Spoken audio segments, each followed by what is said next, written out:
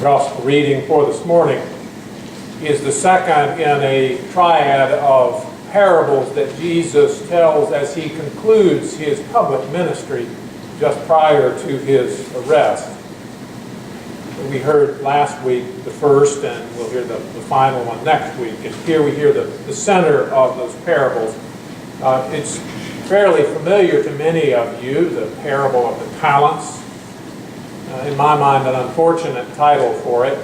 Talents in this story are merely a measure of money, quite a big measure, and not related in any way to our individual abilities. But that has become the way to hear the parable. So I invite you to listen, simply hearing mucho money where you hear talents. Let us listen for God's word. For it is as if a man going on a journey summoned his slaves and entrusted his property to them. To one he gave 5 talents, to another 2, to another 1, each according to his ability. Then he went away. The one who had received the 5 talents went off at once and traded with them and made 5 more talents. In the same way, the one who had the 2 talents made 2 more talents. But the one who had received the 1 talent went off and dug a hole in the ground and hid his master's money. After a long time, the master of those slaves came and settled accounts with them. Then the one who had received the 5 talents came forward, bringing 5 more talents, saying, Master, you handed over to me 5 talents. See, I have made 5 talents more. His master said to him, Well done, good and trustworthy slave. You have been trustworthy in a few things. I will put you in charge of many things. Enter into the joy of your master. And the one with the 2 talents also came forward, saying, Master, you handed over to me 2 talents. See, I have made 2 talents more.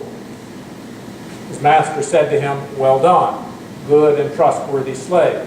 You have been trustworthy in a few things. I will put you in charge of many things. Enter into the joy of your master.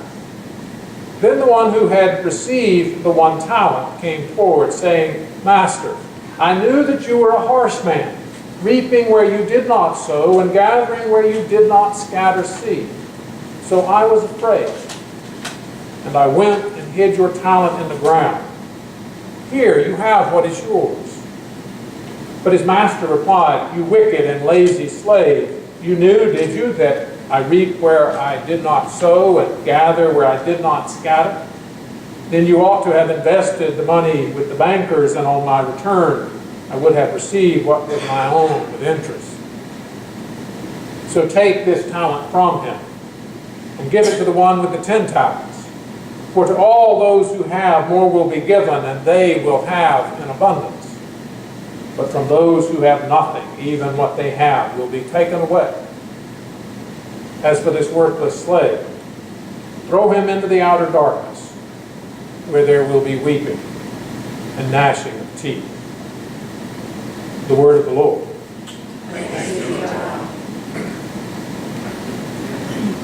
For most of my life, I have thought of banks as one of the more conservative institutions around. And by conservative, I'm not speaking politically conservative.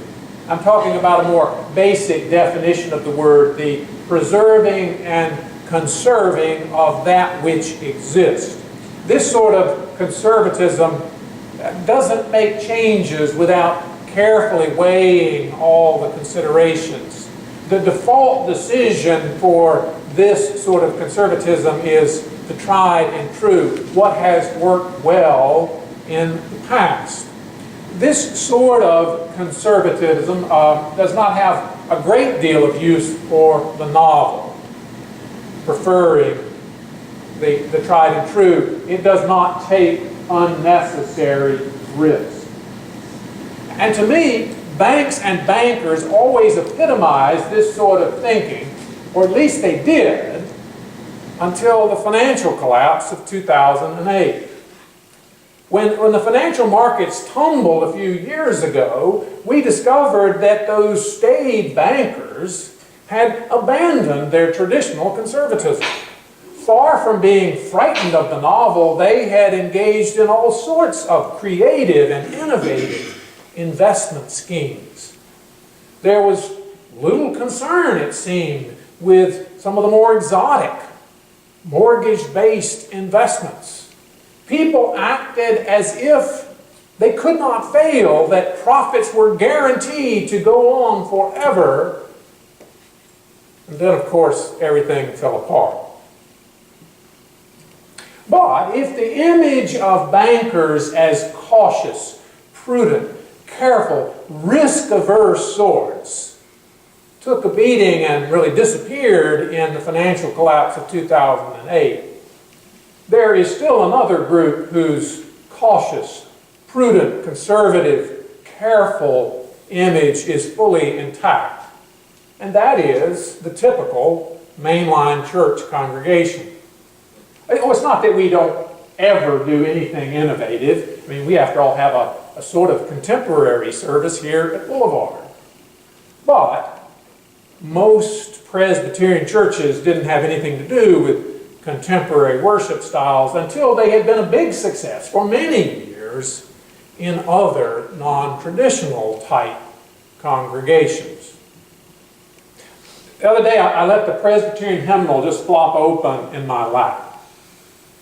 And I flipped through the pages looking at the hymns, many more of them from the 1600s and the 1700s and the 1800s than from the 1900s, the century in which the hymnal was published. And quite a few of those that were from the 1900s were set to tunes that were written in those previous centuries. Now, this is not necessarily a criticism or even a complaint. There were some wonderful hymns on those pages as I turned them. And I suspect that our economy would be in much better shape if those bankers had displayed a little more of the conservative nature found in that hymnal, where there is a preserving of what exists, where change and novelty comes only after careful consideration. Issues of caution, care, prudence, risk-averse investing are also to be found in our gospel reading for today. A master is about to go on a long journey, and so he takes his investments and he entrusts them to the care of several of his slaves. Perhaps this spreading around of his portfolio is his idea of diversification. Now, there's a tendency to flatten parables, to lose in the process their many facets and reduce them to fables with a simple meaning. In the case of this parable, that simple meaning is very often, use your talents wisely. But this moral of the story way of handling parables very often misses much of what is going on there. For instance, in this parable, the master's calling the third slave wicked and lazy is an assessment that generally goes without much question, yet we pay little attention to the fact that the master himself does not refute at all the third slave's assertion that he is a harsh man, reaping where he did not sow. And perhaps a more helpful, illuminating facets to be found in the parable deal with the wealth entrusted to these slaves, with the huge returns managed by two of them, contrasted with the simple preserving of the principal by the last slave. And here I think, as I mentioned before, the term talent gets in the way, as does our lack of familiarity with the financial options available to people in Jesus' day. The very first people who heard this parable would have heard the term talents as nothing more than a measure of money, a lot of money. In fact, a talent was, the 10 talents here, a talent had to do with something about 15, 20 years worth of wages for a laborer. So we're talking a lot of money. And those first hearers would never have seen in their lifetime a local savings and loans or a bank as we know it. There were money changers, and you could invest your money with them, but there were no regulations. There were no government guarantees. And so if you wanted your money really to be safe, your only real option was to hide it. Perhaps it would be helpful if we updated a few of the ingredients in the parable. Perhaps if we changed it to a CEO of a large investment firm was getting ready to take an extended vacation, and so he called in several of his money managers and entrusted some of his portfolio to them. To one he gave $10 million, to another he gave $5 million, and to last one he gave $1 million, and then he left. And the fellow with the $10 million went out and he wheeled and he dealed and he doubled the investment, another $10 million. And the second money manager did something similar, wheeled and dealed and made another $5 million. But the third money manager, well, he didn't really have all that much money to mess with. And so he put it in a very secure, interest-bearing money market fund. Or think of it another way. What would you have done if the money you were investing was your money? Would you have taken the risky investments? Or would you have done what was safe and prudent? This parable has a lot of facets, so many facets that I'm not always sure where to focus my attention. On the one hand, the freedom and abandon of those first two slaves that allowed them to take the risk they had to double their investment has a powerful attraction to it. What was it about them that allowed them to act as they did? But the parable itself spends much of its time with that third slave, that one who did the prudent, safe thing. And since the parable focuses so much on him, I suppose I should at least think about what is it about him that makes him the bad guy in the parable, even though he does exactly what most prudent people in Jesus' day would have done. Master, I knew that you were a harsh man, reaping where you did not sow, and gathering where you did not scatter seed. So I was afraid, and I took your money and I hid it in the ground.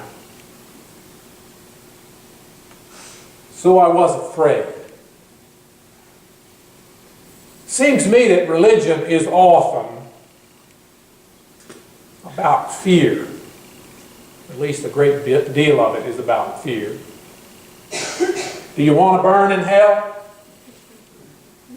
Or even the friendlier, do you want to be saved? Carries with it an implied sort of fear. What's going to happen to you if you're not? And denominations and churches, as we struggle and fight and battle to work out our practice and theology so that it's just right, it seems to me there's a fair amount of fear in that as well. What will happen if we get it wrong? The Bible says that the fear of the Lord is the beginning of wisdom, but in this parable, the fear of the master is the downfall of the third slave. By contrast, the other two slaves seem to have no fear at all. They took some pretty serious risks. And they act as though they couldn't fail. Where in your life have you thrown caution to the wind and acted as if risk did not matter?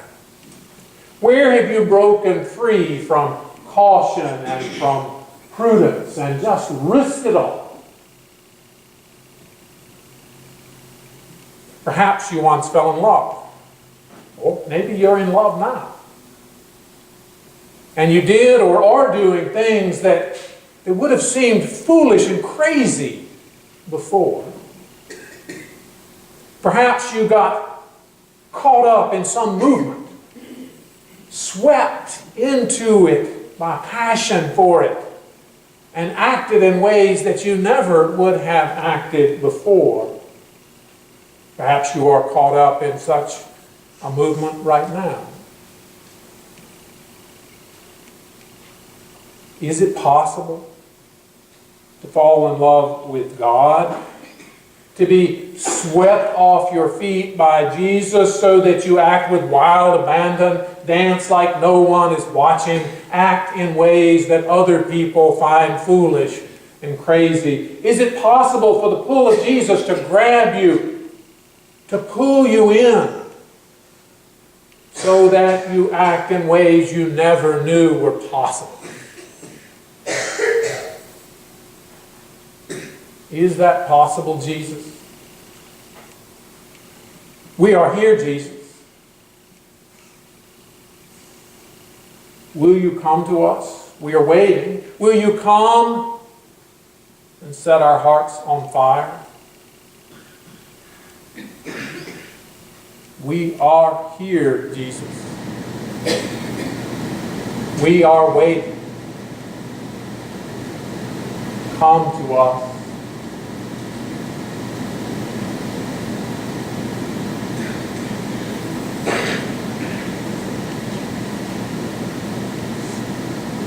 All glory to the God who comes to us in Jesus and risked it all on the cross. Now as God's people, let us stand and sing together.